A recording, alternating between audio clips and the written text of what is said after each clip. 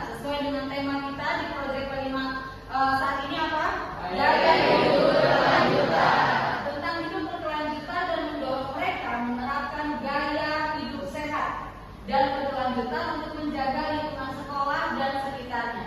Tema program ini, gaya hidup berkelanjutan adalah melaksanakan tindakan dengan kesadaran penuh dan berpikir jangka panjang, termasuk menjaga kelestarian alam dan kesehatan diri. Jadi gaya hidup berkelanjutan ini bukan hanya bicara tentang diri sendiri, kesehatan diri sendiri, tetapi tentang lingkungan alam di sekitar kita. Peserta didik juga membangun kesadaran untuk bersikap dan berperilaku ramah lingkungan, mempelajari potensi krisis keberlanjutan yang terjadi di lingkungan sekitarnya, serta mengembangkan kesiapan untuk menghadapi memitigasinya. Pola pikir, gaya hidup berkelanjutan adalah cara hidup dengan kesadaran jangka panjang dengan mempertimbangkan dampak pada lingkungan dan orang lain, termasuk menyadari sumber daya alam yang terbatas. Ya, semakin usia dunia ini semakin terbatas juga potensi. Komitmen proyek gaya hidup berkelanjutan. Hal yang perlu diperhatikan sebelum memulai proyek. Jadi bukan sekedar proyek kok membuat sesuatu, nggak seperti itu ya. Ada poin-poin yang kalian harus terapkan. Diperlukan komitmen seluruh warga sekolah, bukan hanya kelas 12, bukan hanya siswa atau bukan hanya guru. Seluruh warga sekolah untuk menjalankan aksi yang telah disepakati bersama. Kedua, perencanaan yang matang untuk melakukan kegiatan aksi. Jadi nggak bisa tiba-tiba kalian gerabak kerubuk membuat apa, enggak. Harus ada perencanaan dulu. Lalu, komitmen pimpinan sekolah untuk menindaklanjuti apabila ada ketidaksesuaian saat proyek berlangsung. Kita lihat Bapak Kepala Sekolah kita sangat mensupport kegiatan ini. Tahapan proyek, tahapan pengenalan, tes diagnostik dan pretest bagi murid kelas 12 serta sosialisasi pembimbing dan murid kelas 12. Sebentar kita akan melakukan kedua tes tersebut, di mana kedua tes tersebut bukan hanya sekedar kalian buat mengikuti tes, tapi dari hasil tes tersebut untuk pembagian kemudian tahapan kontekstualisasi pelaksanaan perbuatan proyek yang sudah dipilih. Jadi setelah kalian mengikuti tes, kemudian pembagian kelompok, kemudian 3 dimensi penilaian K5. Buka. Siapa yang bisa membacakan? Jos, berdiri Jos. Beriman, bertakwa, berdoa yang Maha Esa dan berakhlak mulia. Melaksanakan ibadah secara rutin dan mandiri serta menyadari arti ibadah tersebut dan berpartisipasi aktif pada kegiatan keagamaan atau kebudayaan. Kasih waktu. Yang kedua, berkebinekaan global.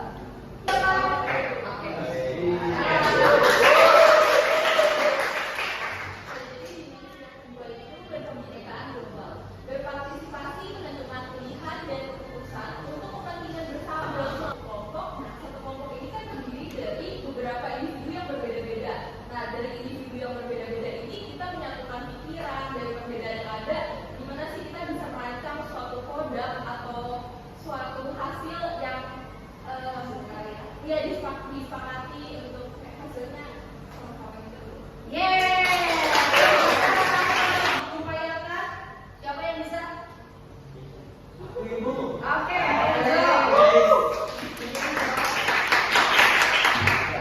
Masyarakat yang lebih luas negara ataupun di dunia. Bentuknya apa, Jo? Jadi dimensi penilaian sekali ini kan kita juga butuh ya. Kita nggak bisa menjadi semuanya itu sendiri. Dengan kita bersama-sama pasti bisa memperlancarkan dari kita semua. Ya, kalian akan menyaksikan video berikut.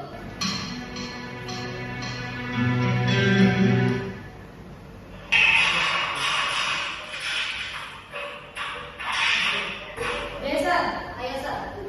Yuk, Bumi sebenarnya memanfaatkan bumi untuk kepentingan diri. Menjadikan manusia itu yang bisa merusak bumi demi keegoisan. Itu yang bisa merusak bumi.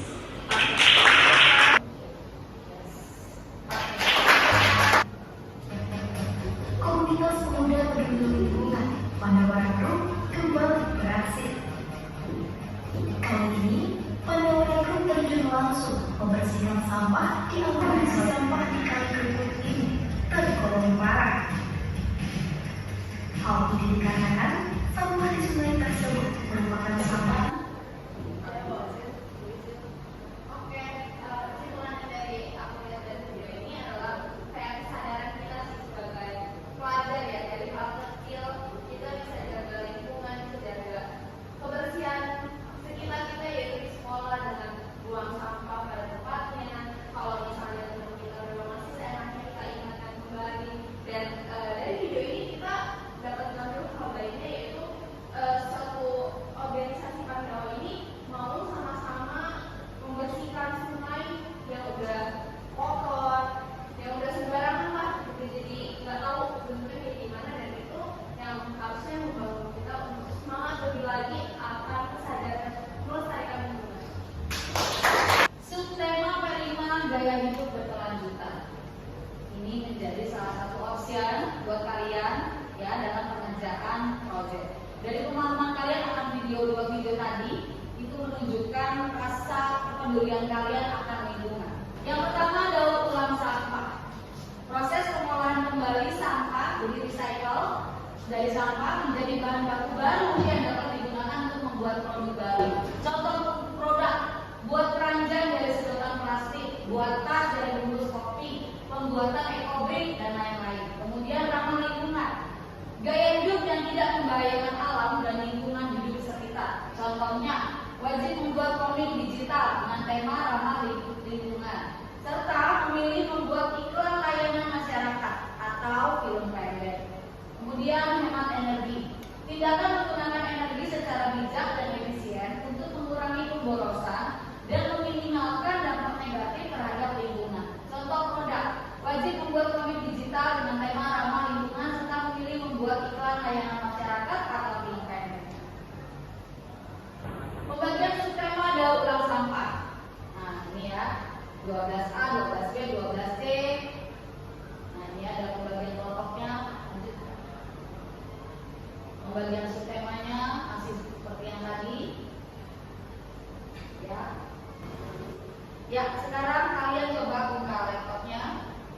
Buka handphone, buka handphonenya, kemudian itu akan kirim link, kalian isi ya kelompok tersebut untuk bisa menentukan kalian di kelompok mana. Sekarang dari hasil tes diagnostik dan tes pretest kalian sudah dibagikan itunya di informasinya, kalian di kelompok mana-mana saja. Sekarang tolong segera duduk per kelompok sesuai dengan lembar yang sudah ibu informasikan. Yuk, dengan cepat ada ya. Kalian sudah duduk per kelompok.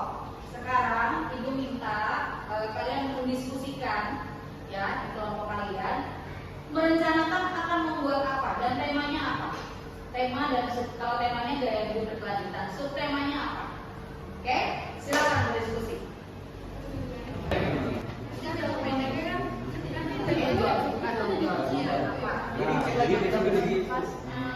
Daur ulang kan sih?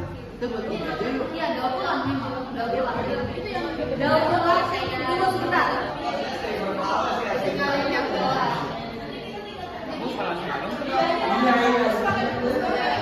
Ibu rasa waktunya sudah cukup untuk kalian melakukan diskusi. Sekarang ibu minta satu orang saja perwakilan dari setiap kelompok untuk memaparkan rancangan apa produk apa yang kalian akan buat, lalu bagaimana proses pembuatannya. Silakan. Siapa? Niko. Ayo Niko. Di sini nih. Oke, jadi teman-teman, kita dari kelompok 1 akan membuat kura-kura dari kardus, terus ada pakai sama-sama mungkin cermin itu, cermin yang nanti kayak kue, nanti di belakangnya ada cermin ada kaca yang dihias dengan biasa seperti kue itu. Oh, bentuknya kue tapi dia cermin aja cermin. Oke. Thank you nih. Kelompok kedua. Oke Bu, jadi kami dari kelompok kedua membuat rancangan yang pertama itu kami membuat kopi Bu dari bahan bekas pink es krim Bu. Nah, jadi si es krim tersebut disusun sedemikian rupa sehingga bisa menyerupai kopi Bu. Oke, sekarang saatnya untuk kalian mempresentasikan atau memperlihatkan hasil lebih, terus kalian bikin ini.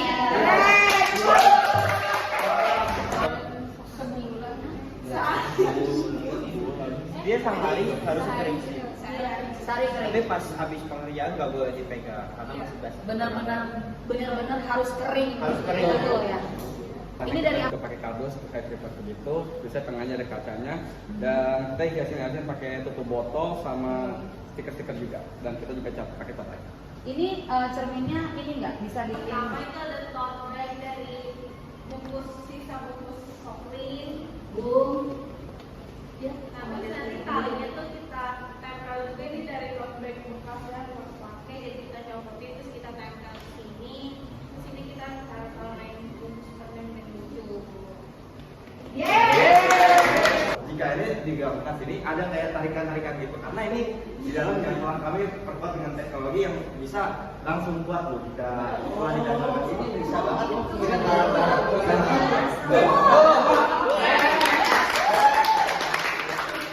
Coba itu ditaruh di sini bisa. Coba tes. Ini dari bahan stik es krim bekas Bu. Untuk tempelkan pakai lem tembak Bu. Nah di sini sebenarnya tinggal dipakai aja Bu. Jawaban saya banget. Itu untuk ini kita taruh dua balik. Kalau kita gambar sendiri, terus kita cat ini dari cat terus biasa. Terus yang ini sound system, sama ini bangkunya kita bikin dari kardus kita lipat ini sama pakai tutup botol. Biasa. Harapan ibu kalian bukan cuma sekedar melakukan ini kegiatan proyek kelima, tapi sampailah sampai pada akhir dari kegiatan proyek kelima ini, yaitu bagian refleksi. Nah, refleksi apa yang kalian dapatkan selama kegiatan proyek kelima gaya hidup berkelanjutan? Siapa dulu? Oke, Will. Shalom teman-teman semuanya. Shalom. Nah, selamat pagi semuanya. Aku bakal memberikan refleksi nih. Apa aja sih yang ada yang bisa kalian jual juga, teman-teman.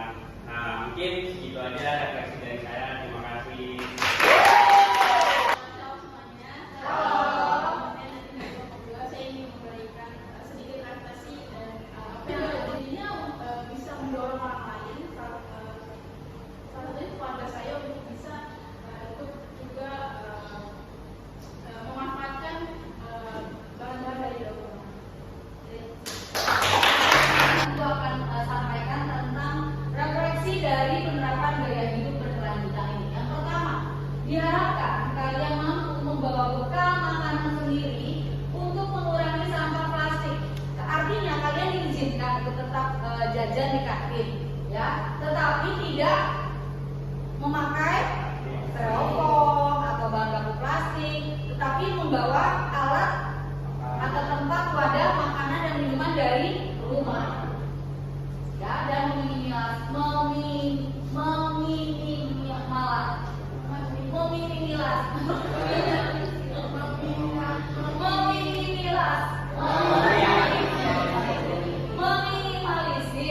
limbah makanan. Yang kedua, siswa memilah sampah di sekolah dan mengolahnya secara terpisah sesuai jenis sampahnya. Ini sudah kalian lakukan, ya kan? Waktu mencari tutup botol, kemudian sampah-sampah bekas deterjen atau pengharum wangi, ya. Kemudian penerapan gaya hidup berkelanjutan. Prinsip diet plastik adalah membawa botol dan tas sendiri untuk mengurangi penggunaan plastik dan membantu mengurangi sampah plastik. Jadi pengurangan penggunaan plastik bukan hanya di supermarket, ya, yang sekarang kalau belanja kita harus bawa tas belanjaan sendiri dari rumah, tapi juga di sekolah. Jadi kalian bawa tas bekal sendiri untuk mengurangi penggunaan plastik, bukan hanya botol, tapi juga plastiknya. Siswa mengelola sampah dengan menghasilkan kompos dari sampah organik dan ekobrik dari sampah plastik. Karena tema kalian adalah bicara tentang sampah plastik, jadi kalian fokus pada ekobrik, kemudian botol-botol karet bekas atau botol-botol plastik, tutup botol dan sebagainya. Tapi ada ringkas lain, ibu lihat mereka dari ekoenzim, jadi sampah dari kulit buah-buahan, ya, yang kemudian mereka proses dan bisa menghasilkan banyak hal, bisa untuk pembersih lantai, terus untuk cuci piring, cairan pencuci piring dan lain-lain. Itu bukti bahwa sampah itu bukan hal yang udahlah pasti nggak bisa dipakai, ternyata enggak, banyak hal positif, ya. Lalu siswa menggunakan moda transportasi ramah lingkungan. Nah ini kalau beberapa waktu kemarin ibu lihat ada salah satu dari kalian yang naik sepeda. Pasti lebih sehat. Jalan kaki kalau dekat kenapa enggak? Kalau itu nggak mungkin sih jalan kaki yang sini udah lepek. Ya, tapi untuk kalian yang rumahnya dekat coba biasanya datang lebih awal, jalan kaki itu jauh lebih sehat. Belajar di kelas, jadi nggak perlu harus absen. Keringat itu tanda kalian sehat loh. Ya, jadi kalau habis olahraga biasanya pakai angin dulu, jangan langsung ke ruangan ber-AC, itu agak bahaya sih sebetulnya. Tapi kadang kan kita saking panasnya buru-buru mau masuk ke ruangan yang cukup dingin, ya, itu ternyata bahaya, nggak sehat. Jadi biarin dulu sampai keringatnya udah mulai apa namanya nggak terlalu banyak, suhu